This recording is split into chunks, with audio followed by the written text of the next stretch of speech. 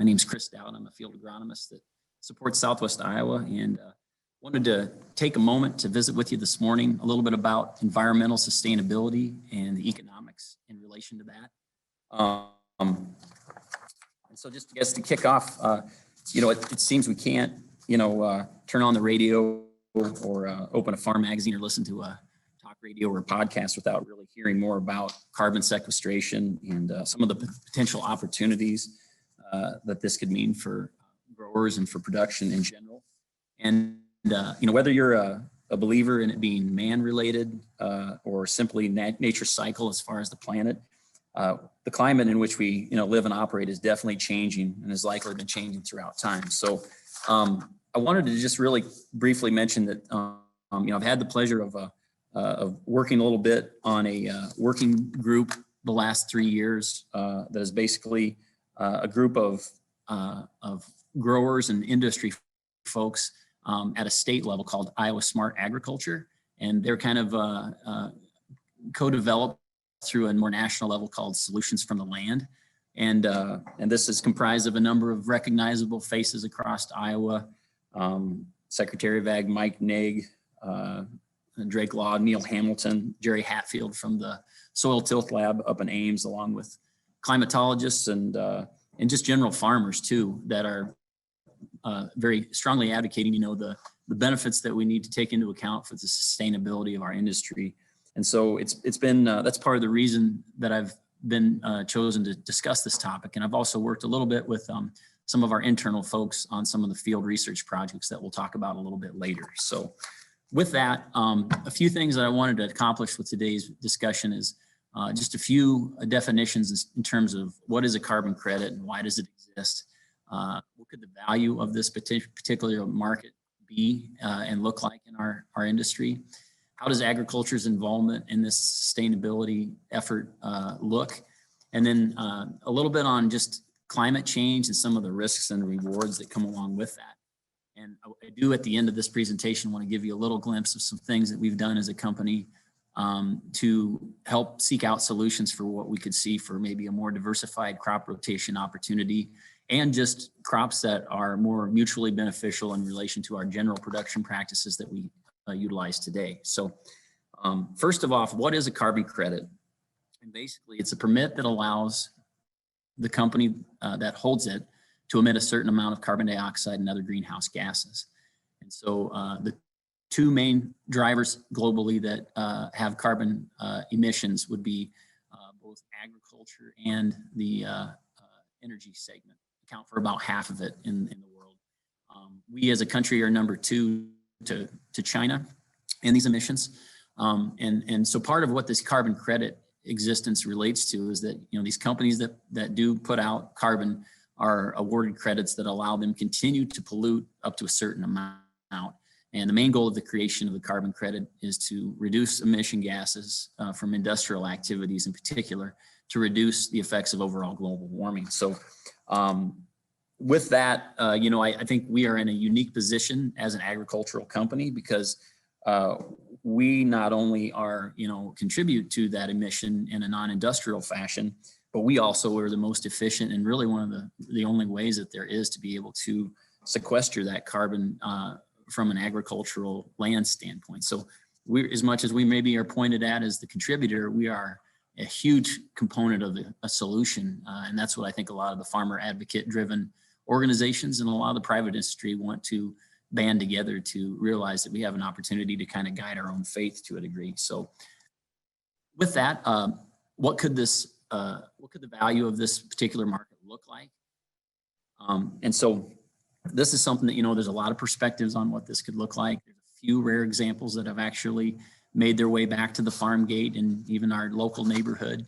But a lot of experts within our company have commented and in the industry that, this could be in the billions of potential dollars annually within the next decade from what was just kind of a pipe dream 2 years ago and is now becoming more realistic today. But we acknowledge it's a pretty broad funnel in relation to the fragmentation of the market in terms of players that help facilitate the process from one end to the other.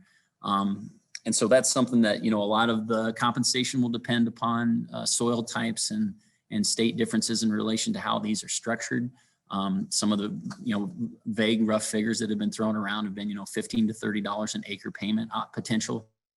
But there are some certain parameters that is kind of a checks and balances and sign up and requirement that goes along with it. So it's not just a simple stroke of the pen. There's obviously practices that need to be implemented and followed through on and documented. So that's a part of it. It is interesting to note, though, that there's roughly 2.6 tons of carbon sequestration potential per acre. And of the roughly 12 billion farmable acres globally, that's close to 32 billion tons of sequestering potential, which really matches up closely with what global emissions looks like. So I think we've got a lot of potential based on science and based on research of what we have for a viable means of opportunity to provide, a solution to help stabilize some of the changes that are taking place.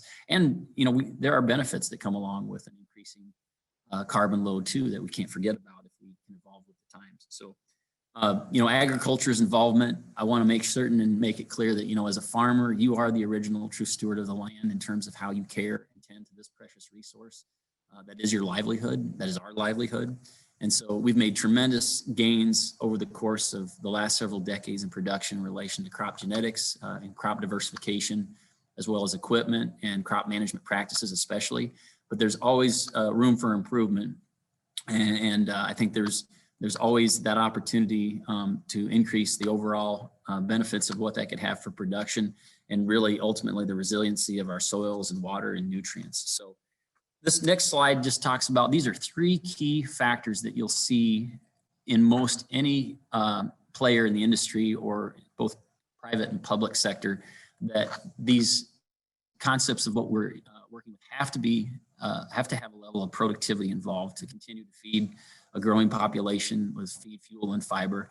They have to be profitable. I mean, the common question or the common statement of show me the money, there's got to be incentive for growers to do these practices from a profitability standpoint. And then they also have to be in a sustainable fashion to be able to be long-term focused. And a lot of this goes back to the awareness of discussions around, along with the carbon credits and improved resiliency, have to do a lot with soil health. And so as we, tie this all in together with the weather volatility and the climate change and making it more critical to improve our ability for our soil to weather through these types of changes in our climate. There's a lot around our precious soil, our precious moisture, and then also just overall organic content. That's a big driver in maintaining productivity. So I'm going to hit briefly on just the term resiliency. If you, the last few magazine articles I picked up or newspaper ads on this topic have used the word resiliency within their text, if not in the topic of the title. But it's kind of the new buzzword in terms of the system where we're working to try and stabilize performance and sustainability by taking out those peaks and valleys and really that long-term focus. And so Jerry Hatfield is one of the working members on this committee that I'm a part of. And Jerry is a recently retired director of the Soil Health Lab and has a wealth of information and knowledge that contributes to the group. But that's something that, when you think about it, a resilient crop is a crop that can weather through a lot of what's thrown at it in terms of performance. And that's where I think a lot of that terminology has a lot of merit to what we're trying to accomplish. And so if we look at current, some of the most common practices that have been implemented to date, no-till, strip-till, cover crops, along with, wetland buffers and nitrate filters, those are some key ones. And their overall objective obviously is to, nutrient sequestration, holding on to our nitrates and other nutrients, reducing erosion, building back microbial life in terms of the digester that helps recycle nutrients and building and sequestering organic matter, and then also being able to, basically retain the moisture that falls and the overall effect that has on yield and efficiency. So we acknowledge that these systems are unique in the way that they're utilized, and they, again, are a more long-term big picture strategy. And we acknowledge, that these are things that have their fit in certain situations and not in others. So I think there's a lot of different approaches that are taken, and it really comes down to the more local level. So when we think about, the reason for this resiliency and the drive towards more stability, if you've been with us at grower meetings the last year or two, we've had a lot of discussion in the topic of climate change and some of the risks and rewards. And so a few things I want to hit on today are some of the benefits and the some of the drawbacks that can be related to that change that we're seeing. And probably the first one to mention is the more frequent high intensity rainfall events, and how that has shown, to be a concern in the last decade or more, on where the frequency of those big rainfall events tends to occur. And although rain makes grain, if we can't infiltrate it fast enough at the rate that it comes, it's a missed opportunity, especially 3, 4, 5-inch rains that come in within an hour or two. So this is a threat to the crop yields and stress in terms of accelerated, stress on the crop for maintaining yield potential, but it's also a huge threat to the most precious resource of our soil, as you can see in that picture, on what the consequences can be if we're not guarding our soil well enough. Secondly, I wanted to hit on CO2 concentrations. This is another one that, we continue to see a spike in greenhouse gas, and this correlates to a higher temperature that could have a detrimental effect on corn yields if things remain constant. Higher CO2 reduces the rate of transpiration from the leaves through the stomata, and increases water use efficiency. So there are some things in this instance where, as much as it can cause stress on the plant, it can also, with higher CO2, be better for corn yields, especially under drought conditions, on how that can offset some of the stress. And then when we look at crops beyond corn, it's interesting to note that higher CO2 actually directly increases the rate of photosynthesis in C3 plants such as soybeans, wheat, and rice. And so yields should actually increase, which is beneficial in relation to the overall carbon load that we have in relation to those crops. So there's, again, risk and reward with these aspects of increasing climate change as we move forward. And then a couple more I wanted to hit on was just the overall global temperature. We've seen Earth generally increase about 1.5+ degrees in the last 140 years, which ranks it amongst the warmest in the last 1700 based on historical records.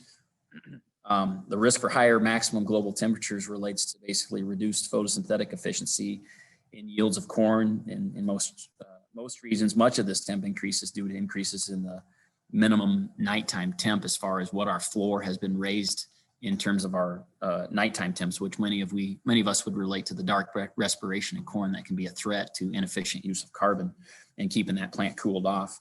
But for our more northern climates, we probably have as much to gain as we have to lose than places in more intense heat towards the equator. And we can see that based on just the overall change in our growing season, of what we've seen for day length in terms of what actually that equates to from start to finish for frost-free dates. And that's, about 9 to 10 day difference from where we were just a few decades ago. Though a positive for capturing more sunlight and energy throughout the season, it also brings some risks in relation to weed evolution in terms of threat, along with insects and disease threats on top of that. So when we look at the grand scheme of things at the historic yield of our corn crop, you can see until the hybridization of corn, it remained relatively flat, and then it began to climb. And then some of the adoption of the commercial fertilization has been huge for our industry. But at the same time, as we climb that curve, you can see the volatility widens with examples of the drought of 1988 or 2012 as well. So, and so my comment there was that, in general, our production has not slowed down, but when you look at it on the rate of some of the soil loss and the actual build back, we are maybe against a trend that is not sustainable as the further we go into our production history. So that's where a lot of the attention comes from. So one thing I wanted to hit on lastly is just, I mentioned that as farmers, you're the general, first stewards of the land, and that, that farmers are intimately aware of the soil health in their fields, and their crop yields in the fall pretty much tell the story on how well their soils weather through stresses. But as we discuss as discussions with farmers continue with us as an agronomic specialist to a sales rep perspective, we see a lot of questions around the productivity and what we are doing to help provide farmers with alternate solutions and overall improve soil quality. And a couple things I just want to mention kind of as we round out our discussion is that we do have a lot of field research committed to this side of the equation. Two in particular that we've targeted over the last few years has been a field P research project looking at both alternative cash crops and cover crops in general with the field P. And then also a perennial ground cover project with high yield corn and soybean row crop crops to achieve better water conservation and soil conservation.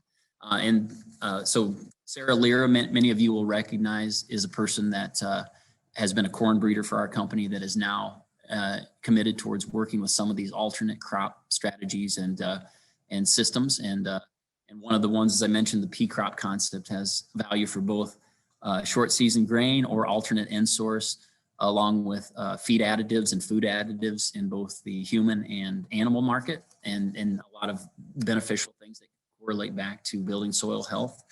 And then the one that I've been closely related to with a few cooperators has been the perennial ground cover, where we actually utilize a bluegrass species that has shallow roots but protects the surface soil, but doesn't compete as directly with the overall crop. And that's one that is basically a strategy to have that be established and exist for a duration of seasons and be able to provide a much wider window of protection to our soil and water. So, and so with that, as a company, we are committed to research and to bringing products and services. To me, what gets me out of bed with this topic is, this is about for me, it's about the area that I cover, and for the state of Iowa that I represent. For farmers, this comes right down to your local field level and your longevity of your business, along with, the families that are living off this land, as well as the future for those involved in our agriculture field. So, advance in sustainability and agriculture to enrich the lives of our planet and our generations to come is a lot of what our Corteva company has with this potential sustainability goal. And there's a lot of good information you can find at that website listed at the bottom of this last slide. But